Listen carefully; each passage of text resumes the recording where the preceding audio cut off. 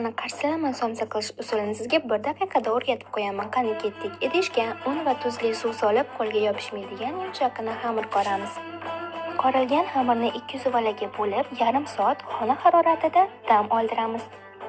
Margarin va mayshalkani idishga solib eritib, uni ham sovitishga olib qo'yamiz. Masalliqlar, go'sht, qo'y yog'i va piyozni chiroyli maydalab to'g'raymiz. Dam olgan birinchi xamirni o'qlov yordamida yupqagina qilib yoyib, ustiga yog'larni surtamiz. Ikkinchi xamirni ham yoyib, birinchisi bilan ustma-ust qo'yamiz.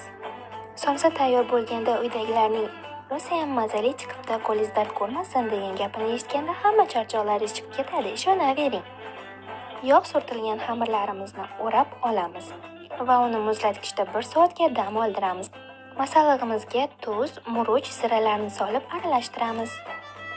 Dam olgan xamirni bo'laklarga bo'lib, xuddi ko'rsatganimdek chiroyli qilib yoyib oling. Ana endi somsaning asosiy siriga yetib keldik. Agar somsani mana shunday choynakka qo'yib buksangiz, pishish jarayonida somsalaringiz ko'tarilib do'mboqqina bo'lib pishadi. Qavatlari rosa chiroyli.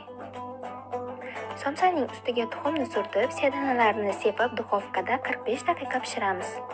Voila, do'mboqqina qarsilama somsalar tayyor, yoqimli ishtaha.